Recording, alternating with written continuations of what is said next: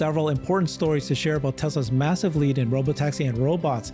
First, Tasha Keeney of ARK Invest was interviewed on her Brainstorm pod, and she says Tesla will severely hurt Uber. Is there a way, though, for Uber and Lyft to stay ahead? Second, the CEO of the world's largest semiconductor chip manufacturer just said that when speaking with Elon Musk a few days ago, Elon confirmed he's now focused on humanoid bots away from cars. Third, it's being reported that Trump's transition team is going to possibly ditch the requirement by NHTSA of having to report car crashes involved in automated driving systems. This would not only be a big win for Tesla, but all other self-driving car projects. Finally, Tesla just announced that for the very first time, Tesla's Lithium Refinery in Texas was fed raw material through the kiln. Tesla's lead is growing by leaps and bounds from end to end, literally. I've got Jeff Lutz here with us. He's an ex-Supply Chain C-Level Executive for Motorola, Google, and Lenovo. He's currently running his own consulting firm, serving mega-cap tech in supply chain design and manufacturing. Jeff, so these stories are perfect for you, of course, except the Lithium Refinery one that is end-to-end, and you have a lot of experience in vertical integration as well. Welcome. Yeah, Herbert, great to be with you. I think a lot of this is really the underpinning of strategic decisions Tesla's made in the last 2 years and the last 10 years. Yeah. And you have a lot of experience with TSMC, semiconductor chips. You know a lot about them. So we'll hear that CEO. So first, Tasha Keeney. This is always great to listen to her. She had a Brainstorm pod, then she was being interviewed, and she talked a lot about Tesla's FSD. Let's listen in to what she said here. And then just speaking of Uber and Lyft, I know Tesla has been very focused on vertical integration. We're building our own direct-to-consumer application.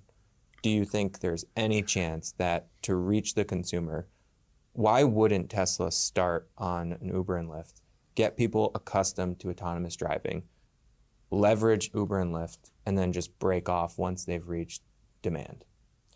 Well, it certainly seems like that might be Waymo's plan. Mm-hmm. Waymo started their own service, and then they decided to partner with Uber. I think one of the reasons they might have done that is because they don't have a scaled fleet. So in order to offer competitive service times to customers, they probably want to supplement, a larger fleet. But the reason for Tesla not to do that, the obvious reason for any company not to do that is sharing economics. Right. But we've actually published a blog that shows that Tesla's, if Tesla were to launch with human drivers today, they could already undercut the cost of Uber slightly, because we know from Sam's work that the operating cost of an electric vehicle is already cheaper than a gas-powered car. And Tesla has this nice verticalized structure that I think allow it a lot of advantages. So I think that because Tesla is this vertically integrated manufacturer, they're not in that Waymo position where they will have to necessarily partner. I'm not saying it's totally out of the question. I just think it's unlikely. I'd be really surprised. And it's not really Tesla's style. They're more a do-it-yourself type of And it company. ties into what Tasha was saying earlier with the drivers being able to put their cars in the fleet. So it's like you can imagine, right, there's not a steady demand of rides over the day. And so if Waymo was going to do this themselves, it's like during rush hour, how many cars would Waymo need to own to meet that demand? Because it's like you don't want to open up a Waymo app and say like, 17 minutes till a car gets to me, right? Then you're never opening the Waymo app again. You're just going to Uber. With Tesla and the support of drivers being able to put their vehicles into the fleet, it's like Uber doesn't solve a problem for Tesla if Tesla has that capability. Right. Okay, I'll pause it there. What's your thoughts on that, Jeff? Yeah, it's really an interesting conversation about what will the model be? What will it look like? And what Tesla is honestly building is the end-to-end solution. Again, starting from the base layer of silicon all the way to the app that'll be on your phone as a consumer to summon the ride. And it's going to have every kind of signature of Tesla, minimize input and then maximize performance and minimize the cost structure of the end-to-end service. So I believe what Tesla is building, first off, what Uber has built in terms of its network is revolutionary. It's changed the way like people commute and travel There's no doubt about it. But what Tesla's building, I see a big fundamental difference between what Tesla's building and some of the robotaxi, some of the current robotaxis are just, they're a couple of streets or multiple streets inside of a large urban city block. Well, what happens to all the people in the suburbs? What do they get to use? So Tesla's building the solution for everybody. And if you want to just own your vehicle and you don't feel like driving, you have that option as well. But when I look at what's happened over the last, call it 3 to 6 months, there's been a big buildup ever since Elon said, robotaxi announcement, coming, 8/8, then eventually it was on 10/10. And when that was announced, between that announcement and it actually happening, there was a lot of things happening in the industry that were trying to be spun up. You've got Uber and all of its assets going out to all of its partners and saying, hey, look, Tesla's coming. This is what I believe is happening. I'm not sure, but Tesla's coming. They're building their own end-to-end solution. Of course, we'd hope to work with them if they want to work with us, but they may go and do their own thing. So we better, like the rest of us, we better get together and partner up. I would say it's pretty suspicious, some of the partnerships outside of the Waymo one, which I think, Waymo is doing something somewhat meaningful out there. But, you saw the Cruise partnership occur, 90 days from them literally shutting down the division. You see the BYD partnership, and BYD went from literally 2 years ago saying, we don't believe in doing this AI self-driving thing. We don't think it's going to work, to spinning up, BYD spun up a multi-thousand person organization now working on it. That's what the reports are. And then you have, Uber even doing a partnership, kind of a hardware kind of partnership with BYD. So I kind of look at like, there's just a lot of like things spinning and happening, but these decisions that Tesla made are decisions they made 2, 5, 7 years ago or more about the underlying architecture, how to get the cost per mile right, how to get this whole thing working. And it comes out in everything that they're building. I'll give you one example, just one small example. What a lot of the robotaxi companies are doing is they're taking vehicles that somebody already designed, somebody already built, and then they tell them, like, here's our sensor suite, here's our cameras, go install this. So tear your vehicle down again, rebuild it back up. Everybody's focused on the cost of the sensor suite. I would actually argue that the cost of the tear down, the rebuild, and then resending it out, and then the maintenance of that suite on the vehicle is probably giving the cost of the sensor suite a run for its money. Put it that way. But that's what others are doing right now. And of course, they're taking the cost structure down. There's some of that are in China that are taking it down much, much further, which is good. But in general, it's kind of like they're working inside of a 12 and 24 month type window and kind of like rapidly trying to figure this thing out. Whereas Tesla's like, they made these architecture decisions a long time ago. And that one example I bring up is just the industrial design of the seat. Everybody looked at the Cybercab seat and they're like, wow, there's no kind of, it's just kind of almost bench-like, but there's a divider in the middle. Why would they do that? Well, that's for the X planar motion of the cleaning apparatus. So they actually designed the vehicle with the clean to minimize cleaning motion, to minimize total process time, and have complete continuous motion of the cleaning process. They actually architected the seats in that way. So it gives you, but the other example or the other side of that is going in and sitting in some of these robotaxis. That's a Jaguar or whatever, a Bolt, and it's just a classic car seat. And they're actually they're contracting with other services, third-party services, to do the cleaning and do the operations management of it. So I think there's people that are just kind of like stumbling, kind of feeling this out along the way and trying to figure out how to get this thing scaled up, and maybe they'll hobble something together. But Tesla's kind of like, they had a multi-year vision many years ago, and they're executing to it. Now, is the timeline going to be plus or minus 6 to 18 months? Yeah, maybe. But when they execute, it's going to be the lowest cost per mile, highest user satisfaction, and the greatest scale. I remember you had so much experience working with partners in your very, very high level executive positions you've held in the past. I remember one comment you made that still sticks to me is when you said that whenever you have partnerships, you guarantee that there's going to be tears. There's always tears involved with partnerships. Because somebody doesn't get what they want, and everybody needs to get their own cut and to get their own margin. And I guarantee you Tesla's not paying individual departments inside a Tesla margin. They're just getting together and figuring out how to work.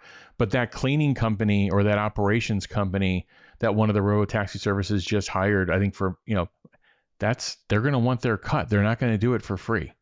So, there's, if you have the right cost architecture, the right leadership, the right tech, in vertically integrating will get you to that, into the lowest cost structure, and maybe the fastest time to market as well. Let's finish up and listen to the rest of this episode here. Just in thinking about Uber and Lyft and what other competitive advantage, I think this applies more to Uber, but they're a full service platform. They do more than just ride hail. They have delivery. They have different segments of ride hail. Do you think about that at all? If you're operating an autonomous fleet, delivery might be hard until Optimus starts working. But I would think that maybe that gives at least more mind share to an Uber. When the consumer goes to think of a ride-hail app, they're already accustomed to getting delivery from Uber Eats. That does have some sway with the consumer. Maybe price is a determining factor here, but I'm just curious how you think about it, because Tesla's going after one component, but there is other services now tied into the businesses of Uber and Lyft. So your point is more, it's like both on kind of the customer network that Uber already has, plus this full suite offering? I think of it like in my space, we have a company in terms of Spotify, right? And Spotify started just music. Now they do audiobooks, they have podcasting, and it's like a full service audio platform. That's what Uber and Lyft and some of these other services are going after. And that, to me, is a moat that is really hard to break once you have the full suite of services on one platform. So if there were a company today that were to come out with a streaming service and they just did music, I wouldn't even think about it until they had everything Spotify had to offer, if that makes sense. I know it's not totally applicable, but there's some analogy there maybe. Well, I think when I do think it's like Uber Eats and Lyft and DoorDash are partners. It's like the delivery side, I think, is complex. And I think this is also why so many people say like, oh, like Uber's a difficult business to run. Like it's not going to be so easy for Tesla to just do it. And I think that's because Uber is doing so much. I think Tesla can run a robotaxi service much more simply than people expect, right? Interfacing with restaurants and all of that stuff, I don't think that's the lowest hanging fruit for Tesla to tackle day one. But if all of a sudden the delivery cost, because you don't have a driver, is that much lower, then, I think you can erode that moat fairly well. Yeah. I think a couple things. Like one, it depends on the market. We know that if you're an Asian consumer, you might be accustomed to like these super apps, and then the user behavior there might be different, right? So there could be different considerations for different markets, but I think the U.S. is actually the most important market for ride hail because of the price ceiling that we have versus in China it costs maybe 30 cents per mile equivalent. Here $2 a mile. It means, makes for a much more profitable service if you're launching here for robotaxis. Cruise had originally planned to integrate some kind of delivery into their, future service with ride hail. I think they were doing that because they didn't have great utilization rates. And again, that was a fleet size issue from my perspective. So if Tesla is a vertically integrated manufacturer, which they are, they won't have that. That presumably might not be a problem for them. I think, Uber's main asset today is their drivers, which is going away. I think routing is difficult, but the hardest parts of routing are like incentivizing the drivers to be in the right places. And you don't have to do that when the cars are robots. Great. I just don't see that there's much of a moat at all just because you have ride hailing plus you have food delivery. I don't see the two of them supplementing or helping each other. Like you don't pick your ride hailing because somehow there's food delivery too. I think these companies added food delivery because they were trying to right ship their profit margins. What's your thoughts on that? I agree with you, Herbert. I think if you're thinking in 90-day windows or 180-day windows versus just a couple of years, I think it comes back to the time to scale and the breadth of scale. And I think Tesla is going to win out here, where they're going to start from behind invariably when you compare the Tesla network and the number of signups on the Tesla network and the Uber network. I mean, I think there's billions of ride shares that are given around the world. So they have tremendous scale right now, but it comes at a cost. It comes at a cost structure, comes at a level of convenience as well. If you look at some of the surge pricing and things that are happening, this all really comes down to a utilization play. And I think Tesla's gonna be able to maximize utilization, in terms of their approach. And their Tesla approached this a long time ago, really just looking at why do people buy vehicles, and they literally sit in their garage for about 95% of the time of ownership and a very small percentage of the time that they're used. And Tesla kind of ran with that, Elon ran with that idea, and it's really launched the vision for all this. Is when you can get that utilization rate up, the value of that asset, if you increase the utilization by 5x, the value that asset goes up by at least that amount. And that's the premise they're operating on. So I just think, in short, Uber does have a lead, but it's not insurmountable. It's one of those things where it's going to take a bit of time. But the slope of that ramp that Tesla's going to be on with, right now there's getting close to 8 million vehicles out there that are enabled. And, next year there'll be, getting over 10 million vehicles out there enabled that are essentially robots ready to go. And they just need to be lit up with software. So I think what Uber has done over the last several years is impressive, but Tesla is going to be able to ramp at a much higher rate, given their approach to their architecture, and then given the low cost structure, they're going to be stealing a lot of that business. And I'm not precluding the fact that there could be a deal in the future for the two. It just has to be mutually beneficial for them. But right now, I think Tesla needs, the Uber network to ramp. Tesla's going to ramp because the cost structure is going to be so low. It's going to organically pull people over. You forge these partnerships when you don't have an unassailable lead in something, and you need somebody to kind of like, they have something, you have something, you kind of like stick together. Tesla's working on the whole thing. Exactly.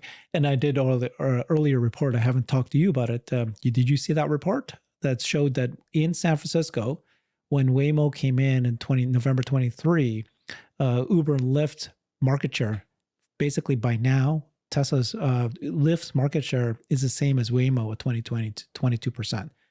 Lyft's market share fell by 30%. Waymo fell also by 1/6, but not as much as Lyft did. But you can basically see, as soon as a robotaxi service comes in, there's no food delivery here, just robotaxi. They basically somehow erode the market immediately. Yeah, it's gonna. I mean, people are starting to trust these things, and credit to the early, the early credit to Waymo. They've built trust in that consumer base, and people will prefer it, and the cost will get there too with scale. All right, this next segment here is the CEO of the largest global semiconductor chip company, TSMC. He said he spoke to Elon recently, and boy, it's apparently Elon's already. He goes, a few days ago, I spoke with Elon, who mentioned that his focus has shifted from cars to humanoids. He also expressed concerns about chip supply. This suggests that TSMC may play a role in supplying chips for Optimus. It's interesting, though, that he's already talking about humanoids. This is the video of, I'm going to turn off the Chinese here, but basically they're reporting it, that they interviewed this guy here, CC Wei, and that's what he said. So, I'm sure you have a lot to say about this. What's going on here, Jeff? Morris Chang, there should be statues built of Morris Chang. He's, founder just amazing at TSMC. You've seen him even recently in pictures with Jensen Huang. This is CC. These are killers. These are real operators in terms of getting product ramped, getting these fabs built. They're building multiple fabs right now. There's multiple reports out of Asia that a couple of the 2 and 4 nanometer node fabs have been pulled in. And these are like 6-month pull-ins. So there is incredible demand for these chips. Do not listen to people trying to call some portion of the cycle, or it's getting tired, or this or that. This is early innings, and the reason it's early innings is that there's multiple stages of this. You've got the pre-training, the training, you got the inference side of it. And a lot of this work is going to be shifting to the inference side of it. And are there a lot of AI devices out in the world right now? Nope. So they're in the early innings. So this conversation that he had with Elon, these gentlemen, when they have a conversation, it's going to be in one of 2 buckets. And I've been in these conversations before, at other companies. They're going to be very tactical, like, current quarter, next quarter, I'm not getting the supply I need. What's going on? Are you not prioritizing me? Where's my stuff in the queue? Like, there's those conversations which happen over many tiers of escalations if it has to be, Elon getting on the phone. But then the other conversations are looking out in multiple years.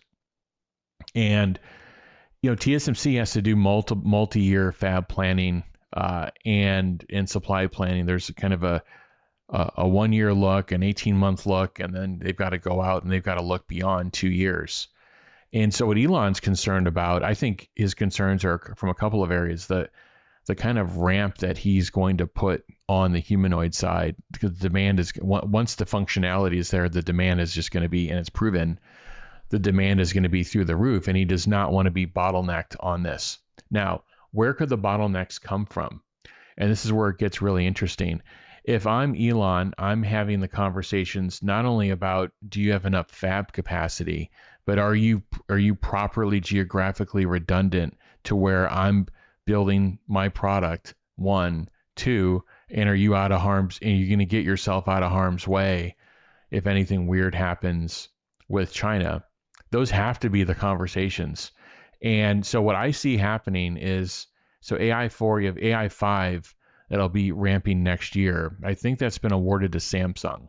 So Samsung's got gigantic fabs. Samsung's huge in silicon manufacturing. And if I'm Elon, at some point he's going to be looking at the demand in AI5 and quite frankly AI6, and probably say that I need a dual source. And I would need a dual source both for supply, for geographical redundancy, and for cost. And I think that would be a very smart play, because in TSMC has been appropriately raising their prices over the last year because they have a captive market with these chips. They're doing very well. They're executing very well. TSMC is a great company. So anyway, I think the conversation's in 2 buckets, near term, but mostly focused on the long term. Elon's worried about supply. He's worried about security of supply. Are you going to have enough capacity, but also is it going to be in the right locations to serve my factories and be out of harm's way if there's any kind of geopolitical conflict? So I wouldn't be surprised if at some point AI5 gets dual sourced. Samsung in the US, by the way, and TSMC Arizona. So that's what I see happening. And then of course they would have output in Taiwan as well for the rest of the world. But Tesla definitely needs geographical redundancy on its AI chips. I'm surprised you didn't say the word that you always say, which is volume scale is what makes everything work really well. And I think AI5 is going to be huge, Herbert. Well, the point was that everything that Tesla makes is a robot. So all the robots on wheels and the new humanoid robots will all have AI5 and AI6 and all the others. And so he's now scaling them. We're talking multi-millions now per year that they need. he needs to get all suppliers. He needs them in volume, and they're going to negotiate. That's the lesson you've been teaching us all year. Yeah, It's just this is becoming bigger and bigger and bigger in terms of like what these suppliers will expect in the next several years, and so they're willing to negotiate now, give you the best deal, and build plants to confirm, to guarantee that this is coming. Basically, that's what he did. Because, dude, it's coming. I need you to create billions of these. Every time Elon speaks, every time one of those videos drops of Optimus, those reverberate all the way back into the supply chains in Asia, and they see it. There's a frenzy. They want to be a part of it. The phone's ringing. He's a very difficult person to, probably get access to and get a hold of. So there's tremendous, and this is what I talked about on several calls. Tesla has tremendous forward leverage on the supply base because of what they're building, because they have the most exciting portfolio in tech. There's a feeding frenzy. They all want to get in now. And people don't realize, they're like, how's Tesla going to, improve COGS? They're going to leverage this forward business is one of the things. Now, are these suppliers going to lose money indefinitely? No, and they're not. And they're doing okay. I think Tesla is known in the industry as being win-win on a lot of these partnerships. You partner with Tesla, you're most likely going to come out of it, on the other side of it, feeling very good about yourself and a much larger entity than you were before you worked with Tesla. So they've got that reputation, whereas kind of Ford and GM and some others are on the other side of that relationship. But Tesla has tremendous forward leverage. I guarantee in that example right there that I just gave, he's talking about Optimus. He's switching his conversation to Optimus. Guess what? All these suppliers are like, I'll give you X, Y, Z right now on 3 and Y if I can just get into the bidding for Optimus. If I can just get into the bid for Cybercab, just give me a ticket just to get into the bid. Not just like, I'm not asking for the award. I'm just asking even to be considered in the bid. It's a feeding frenzy, and Tesla will know how to leverage it and get the most out of it and be fair to their suppliers at the same time. Such a very important point. Appreciate you always bringing that up, and it's coming to fruition now. All right, next segment here. We've got the Trump transition team apparently is they're going to be focusing on ditching the automated driving crash reports. This is a big deal. If they throw this requirement out, so apparently NHTSA right now requires any company that is partial or fully automated driving system testing, they need to report accidents and crashes involving automation at any level.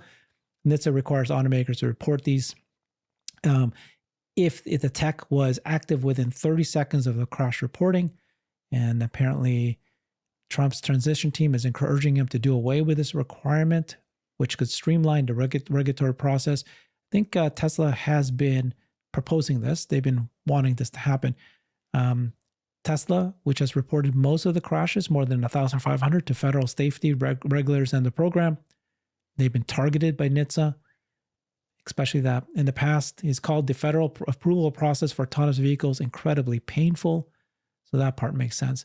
I think that, of course, they still need regulatory requirements, but it's like the way it is now, it's way too onerous.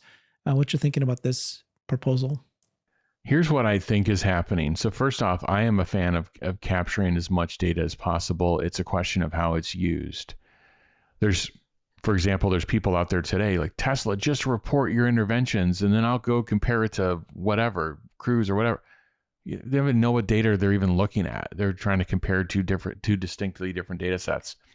This is on crash data, and instinctually you would want all the data captured. So I don't know if I on its face agree, but I think here's what's happening. The optics are the following. If you're an ICE vehicle and you're involved in a crash, the crash reporting goes the route of a police report that's written down on paper that eventually goes into some system and gets reported eventually at some point in time, maybe or even maybe not. It's manual. There's a huge time lag. And then on the other side of this, you've got Tesla with this automated reporting, real-time information. So I think there's still going to be a desire to have the information He has real-time information. It's more of the optics of you're never going to get onto the new system if the new system has zero latency in reporting, everything's right there right away, and it's going to make it look, the optics are going to be that it's terrible, like it's crashing on, so what's going on?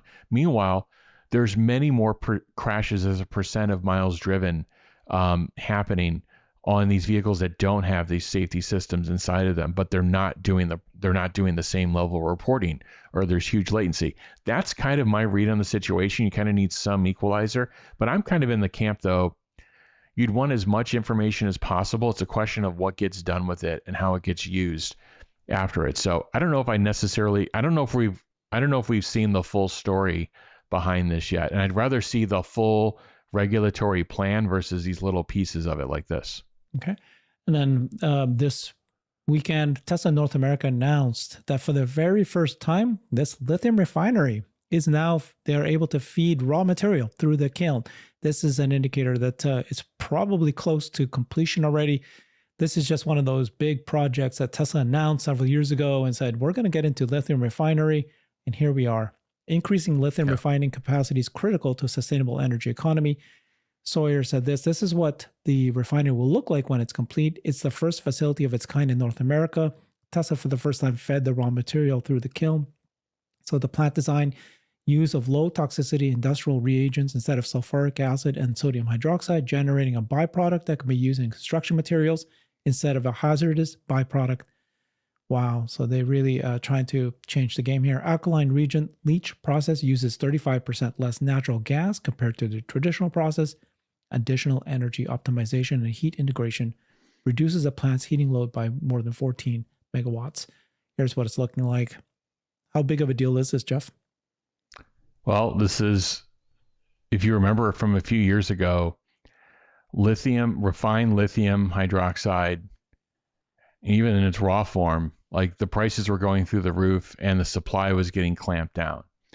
And what do we talk about? We've talked about in many shows earlier. Tesla does not want to be bottlenecked by something they don't make today. Their nightmare for Tesla is being bottlenecked, either from a supply perspective or from a cost perspective. And in the case of refined lithium, it was both. And the prices were going through the roof. This was happening during COVID, surge pricing occurring. They had the capacity, and they had the capacity in place. There's this huge lag. This is what happens. There's huge lags in terms of being able to, once you've got the capacity in place, to be able to, take your pricing down and kind of even out those margins. So Tesla's like, we're getting screwed. We're just going to build it ourselves. And the message that Tesla's giving to suppliers is, we need as much of this product as you can give us, but we're going to have our own knob to turn. We're going to know what the pricing is. We're going to build this thing from the ground up. We're going to know the pricing. We're going to know what should cost be. That's a word in procurement industry. Like, what should this thing cost? And we're going to understand what your margins should be. So we're going to have this ability to build it ourselves. So if you want to bottleneck us in the future, we have our own thing here, and we can build it, and we can unburden ourselves from both the supply bottleneck and from the cost bottleneck. And this is also, again, so that's a point of leverage in negotiations, and it's a point of knowledge for them to have as well. And I think Tesla's building this facility out to take recycled material and raw material in as well, which I think is a very good undertaking. And a kiln, I don't know why we're using the word kiln in all these articles. It's basically like a high temperature furnace. So yeah, they're doing the end-to-end process. It's a big milestone for a factory. And, this is great for what Tesla's done. The question is now, what is the forward utilization of this asset? How are you going to use it? How are you going to gain leverage from it? And what's the plan for the future? Be a great question for the team. All right. So basically, we covered several stories all about how Tesla is getting a massive lead in robotaxi and robots, and they're negotiating already for the chips required for the robots, humanoid bots, as well as the robotaxi. They're about to launch something that's going to wipe out Uber and Lyft or severely hamper them. And then, of course, just this, they even have the lithium. They'll go all the way to vertically integrate to really own the space. And you explained today about the issues about partnerships.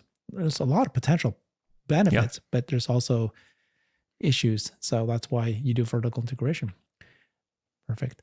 Thank you, Jeff. Follow him on his X account at the Jeff Lutz. And if you still want to buy a Tesla before the end of the year, there's lots of incentives still. Use his referral code. Thanks, everybody. Bye-bye. Thank you. I've created a website that is the most comprehensive resource for the Tesla investor. Please check it out. Simply go to my website at herbertong.com.